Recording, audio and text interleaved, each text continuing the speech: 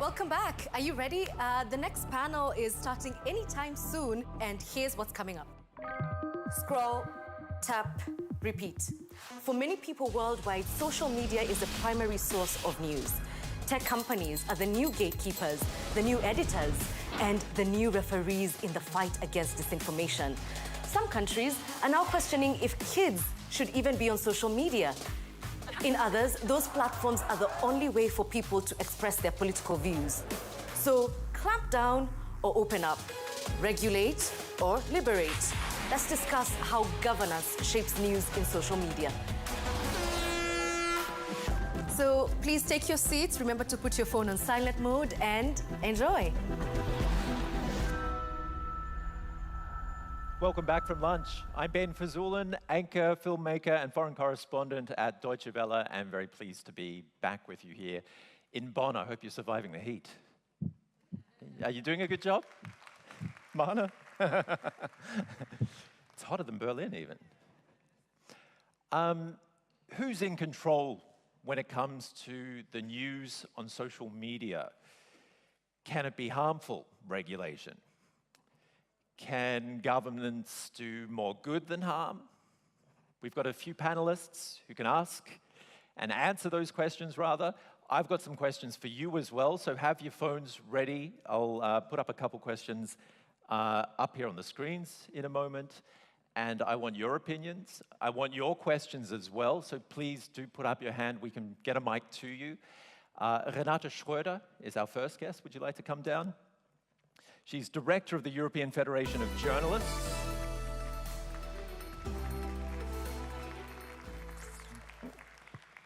Nice to have you along. Yaqiu Wang is a Chinese human rights and democracy advocate.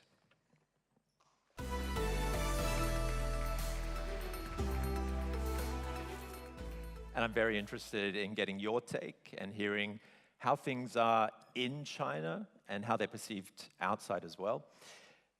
We also have a veteran journalist along today from RFI, Radio France International, Jean-Marc.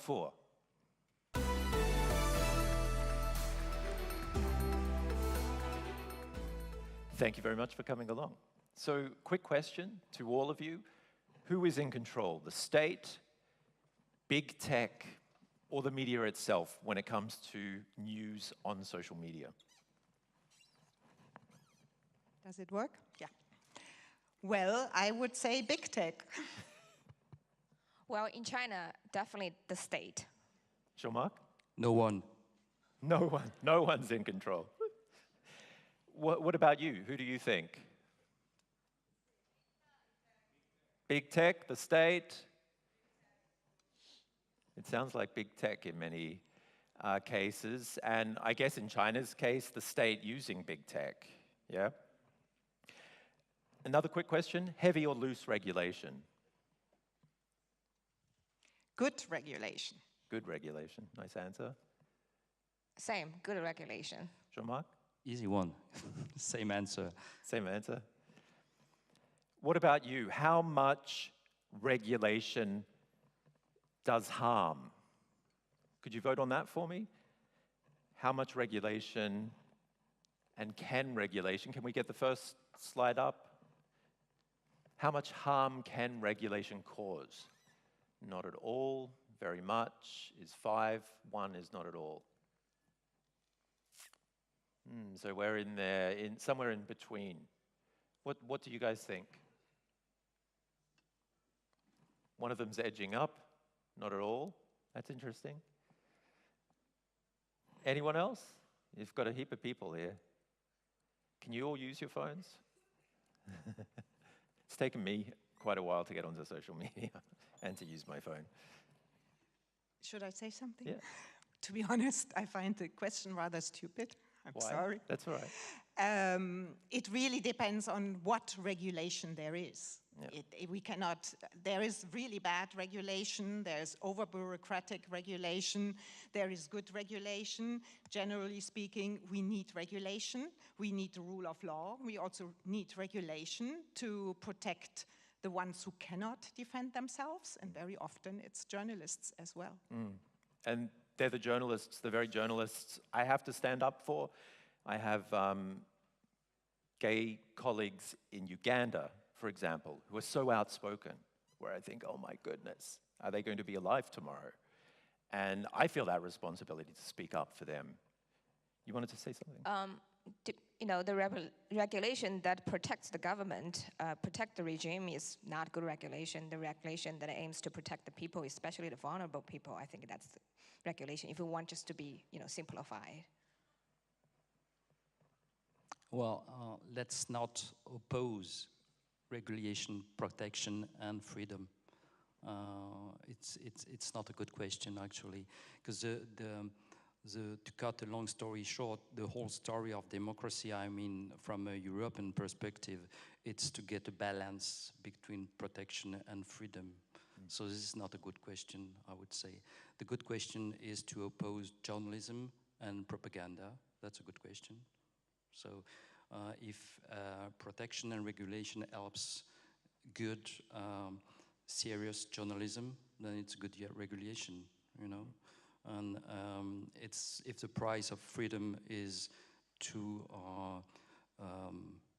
demultiply propaganda, then let's fight these kind of freedom. Whether or not the regulation, or let's say the regulation is really good, what if it's extremely heavy regulation that the West is pushing for on big tech? And what if that is weaponized by countries like China to be used against journalists? Where are we then? I'm not sure if I understand it. That If it's regulation is used against journalists by big tech or by whom? If there's good regulation pushed for by the West, but it's a lot, it's heavy regulation, there's a lot of it. Can that be weaponized against journalists in authoritarian regimes? Maybe that's for you to answer. I find it difficult to imagine. I think we also have to differentiate between journalists and media, because still, I mean, we have many freelance journalists, but many journalists work for media, and very often it's the media companies first who have to deal with all the regulation. And they may complain when there is too much regulation. It may go against their business model. If that by itself is endangering journalists, I don't know. It really depends on the heavy regulation. I'm sure there is a potential of bad regulation for journalists as well. I'm focusing pretty much, I'm working on behalf of the European Federation of Journalists, and even though it's getting, in some countries, more and more autocratic, I have less experience on completely autocratic systems. Our journalists are dealing with problems also coming from big tech. Yaqiu? In China, I mean, the Chinese government has all kinds of regulations with the aim to crack down on free speech. You know, say, you know, if the social media platform allow a certain rumor to be spread for more than 500 times, then the social media company is liable for, you know, the effect of the rumors. Then how do you define the rumors? It's often just being weaponized by the government to crack down on free speech. So in the China context, and I'm sure in other authoritarian countries, you know, the idea of cracking down on rumors, on misinformation is often just a excuse to suppressing speech that are against the government. So in a lot of contexts, the government does exploit and weaponize that kind of so-called we want a clean internet. We want an internet that is protecting children. All that they can weaponize that for sure. Jean-Marc, do you? Yeah, 2 points. First is that authoritarian regimes anyhow will use heavy regulations to control and censor whatever democracies do. So what's the point? And the second point is, sorry, again, I disagree with the questions, at least with the terms of it, when you say heavy regulations, because the heaviness we have in front of us is the heaviness of social platforms. And the three problems we've got with the social platforms, that is to say, the opacity of the algorithms first, then their tendency to promote spectacular contents rather than serious ones. And the third one is that they are thieves. I mean, they steal, they pump, they swallow our journalism contents. So this is heavy. So I wouldn't say that in front of it, we try to put on heavy regulations. They're pretty light, actually. Yeah. Sorry about that, but... If I can just add, I think what many governments do, they take advantage of the increase of disinformation, which may be caused by the attention-driven business model of the platforms, and come up with fake news or disinformation laws, and those, of course, endanger freedom of expression and journalist rights. Jean-Marc mentioned the opacity of algorithms. Renate, what's the solution when it comes to that? What can journalists or media organizations or states do about that? It's not an easy one, that's for sure, because I think even for researchers to deal with algorithms, it's not an easy task because very often they are opaque. That's why we also in European legislation ask for more transparency and more accountability. We have tried within the DSA to get a recommender systems for algorithms, but we have not completely managed that. It's very difficult indeed. I mean, I've walked into the newsroom the very next day and someone said, oh, the algorithm just changed on YouTube. And suddenly all of our content is gone, you know, right down low. And it happens overnight. How do you react to that, Jean-Marc? It's very tricky, actually, yes, and it happens every week or so. So, I wouldn't say that the fight is over, and I think it's much more complicated than that. First of all, because we forgot to say something at the very beginning, which is that I don't think the social networks are the only referees. I mean, traditional broadcasting is still very much alive. Do not forget that. I mean, very much alive. Radio broadcasting is very strong. I started off in sub-countries. I mean, in Africa, in Latin America, and so on. It's very strong. First point, and second one is that we have to defend and promote our own sites and applications, and that's what we do. We have to do that because this is our own contents. So I think it's much more complicated than that, and that's why I answered to your first question, no one. Let's go back to China. Why does the responsibility lie with West's tech to protect users from authoritarian states?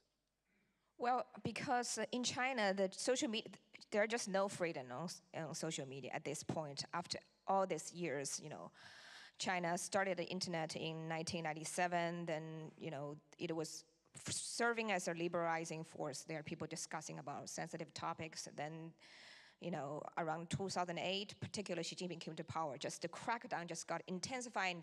So I would just say, you know, there's not much political content on the Chinese internet.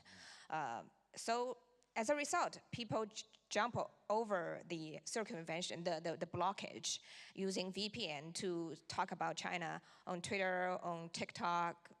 You know, actually TikTok, even it's a Chinese company, TikTok does not exist in China. On other platforms to speak up against the government. So the Western platforms actually have become the place where Chinese people discuss about political content. So the Chinese government has gone after those people, trying to, you know, identify who are the people who are talking and try to get them arrested, and people are, you know, gone to jail for that. So yes, I mean, it's Western governments, you know, Western social media companies' responsibility to protect those people who have nowhere to go but to go to those platforms to speak up. How do they do that? And where's the incentive for them to do that? For the people who to do that? Or For Western tech and Western states to protect those people in places like China? well, I'm a Chinese person. I just feel like somebody needs to, protect their human rights. Somebody needs to serve a role to give them the platform to speech. When their government can do that, when their tech company can do that, I really hope, Western companies can do that role. I mean, I speak as a Chinese person. I also speak as a person from a lot of. On behalf of a lot of people from authoritarian countries, like, your democracy, help us. Well, it's nice to want that, but what I'm getting at, we heard it this morning, big tech is run on profitability. So where's the incentive? There has to be some sort of incentive created, whether or not it's through state regulation or the actual tech companies themselves. But how do we get there? I know it's a hard question. I do believe that good journalism, added value journalism, investigative journalism can be very profitable, actually. That's what I think. Otherwise, I just leave the room and, No, I really believe that. So we have to, we have to convince these platforms that it can be profitable, actually. And just a very small example. In the Sahel countries, Niger, Mali, Burkina Faso, there is censorship. The radio signals is cut. But the numbers, our numbers on YouTube are just increasing every week. So it's very profitable for YouTube, actually. Because as people can't receive us anymore, listen to us anymore on the FM, on the radio, they listen to us on YouTube. Okay, but so numbers are increasing. But like you said, sure, the numbers are going up, but that's great for YouTube. I mean, it's extremely profitable for YouTube, but it's not very profitable for RFI, is it? Well, we're not a commercial society, so as long as numbers are going up, that's fine with us. I mean, we try to reach as many people as we can and to promote our values and European democracy values, and that's it. Renate? Period. I think it's excellent, but generally speaking, we are talking at every conference now on journalism about the lacking business model and the difficulty of monetization. We talked this morning about the problem that big tech is stealing content and at a scale that we have never seen of, so how can we survive in such a world? And that's why I'm coming back to my first point regarding good regulation, and I do believe the European Union in the last college has done some good regulation. They did the Digital Service Act, the Digital Media Act, the AI Act, and the European Media Freedom Act, and all that to have more transparency, accountability for platforms to help also people to have freedom of expression. There is an article regarding systemic risks. The European Media Freedom Act has a special article on content moderation that also guarantees, in theory, that media have to be asked prior by the platforms if content is being taken away or not. The problem, however, is that this European Commission is not doing what's supposed to do. They are not following, as the guardians of the treaty, the task of enforcing those very important regulations, the digital package. It seems they're doing the opposite. We have one, and you probably don't know the word omnibus, it's quite funny, but it's a sort of simplification or deregulation mechanism, which in my personal view is a response once to the yes, to the fear of tariffs, but also a response that Europe suddenly feels they have to be in this innovation race with China and the US, and they think only by deregulation they will get there, and I don't think so, but I guess we get to the point of regulation and innovation. We had it this morning as well. So, yeah, what we need is enforcement to not get where we are with China or the United States, because remember, big tech is a oligarchy, and Trump is getting more and more extreme. So the fear of having another China is a certain reality, I would say. So you've got this good regulation. You say EU regulation has been successful, but it's the implementation that hasn't been. How do we get that implemented? This is it's never perfect, but I think it's important, and it has been a first step. And on the DSA, they are doing a few things. There have been some cases against Google and the like, but for example, on the European Media Freedom Act, which is now national law, we feel that the governments are not taking it seriously. We need much more pressure. We also need much more awareness raising. We are doing that with many organizations, including Deutsche Welle. But we need to do much more to have more pressure from below that these laws are a reality. They are. And we may also have to go to the European Court of Justice at some point. We still have, in most member states, legal systems that work, and we are starting to use these infringement procedures, both at national level and certainly at European level. Okay, it's not just a fight, though, about getting the news there onto social media. It's also a fight against disinformation. Jean-Marc, you wanted to say something?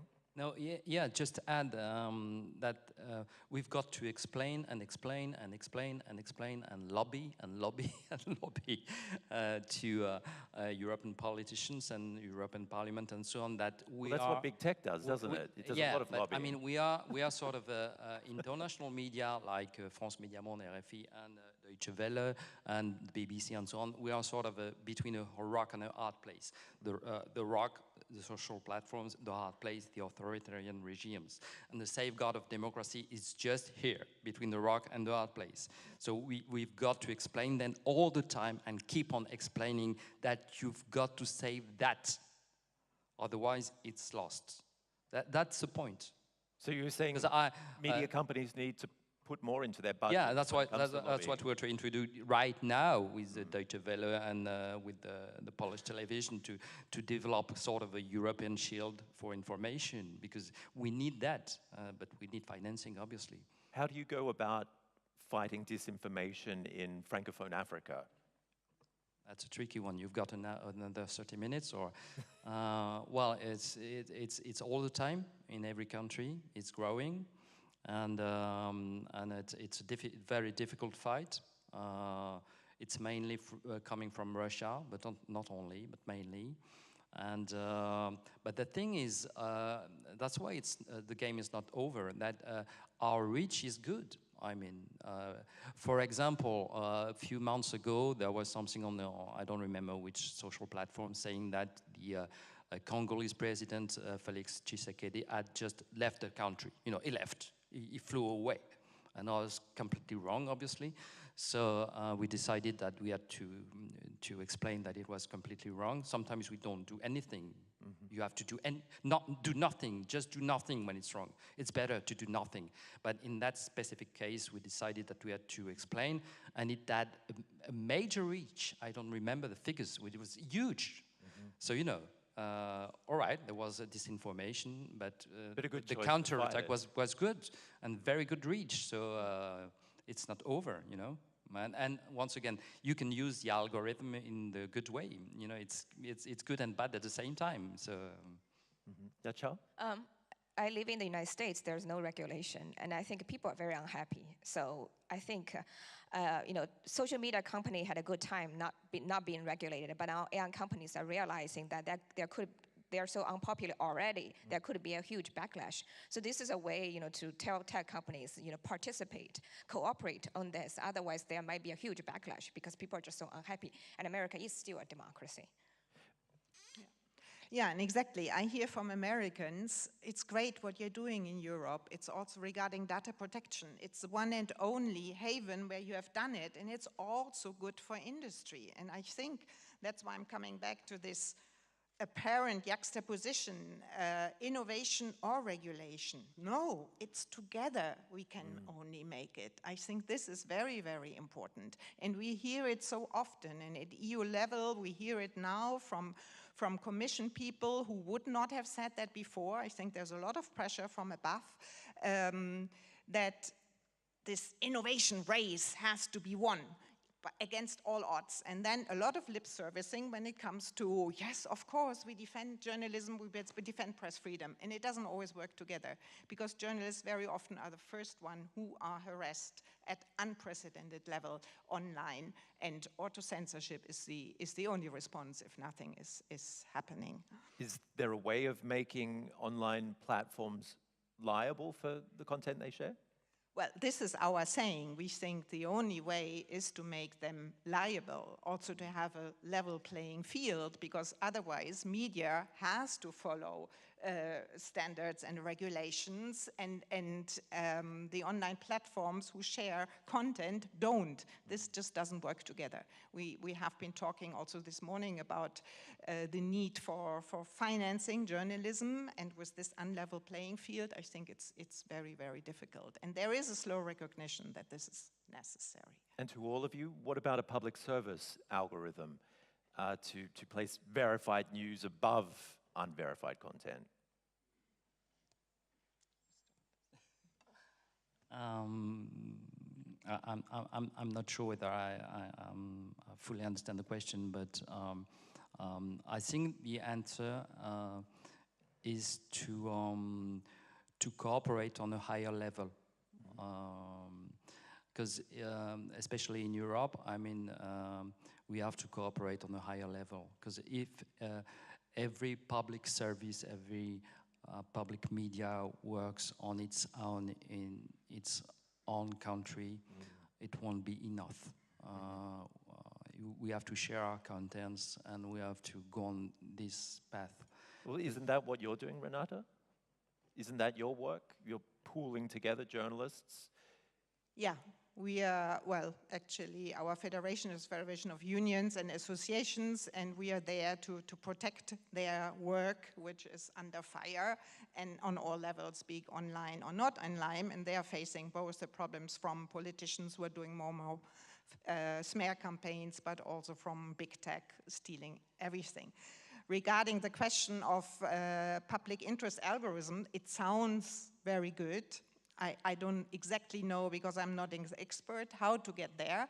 But what I think is incredibly important when we are dealing now with innovation, when you're dealing with AI tools also in the newsrooms, that there is a dialogue between the different silos, that there's a dialogue between the data specialists, the AI specialists, the journalists, the editors, the media companies. And we have that, as so very often in the Nordic countries. They are leading the game, I think, also when it comes to ethical guidelines for AI, and it works. And we have to find language learning models which are for journalists. Our journalists are keen to use AI. They know that probably only with that, and they have been using it for years. We know all the Watergates and other gates would not have been possible with data scrapping. So they need that, but it has to be also in a sort of public interest manner. So, any last words? Well, I'm like as a person from an authoritarian country, I'm always a little bit suspicious of public interest, because the government always use that to suppress people's will and people's interests. So I mean, I think like what does public interest means is that is the key. Of course, it's for we should support public interest, but sometimes it can be manipulated or exploited by the government. Jean-Marc? Let's fight. Nice last words. Thank you very much. Thank you for joining the conversation. Jean-Marc, Yaqiu, and Renate, thank you very much for your insights. Really interesting discussion. To a higher level of dialogue, a higher level of lobbying, and more public interest. It'd be great if we could get you on board. It would be great to see more money go in that way. Hey, thank you very much. Really appreciate it. And thanks for your attention. Thank you, Liz. Thank you. I'm taking over the floor. Thank you, Ben, for facilitating that important and interesting conversation. And Jean-Marc is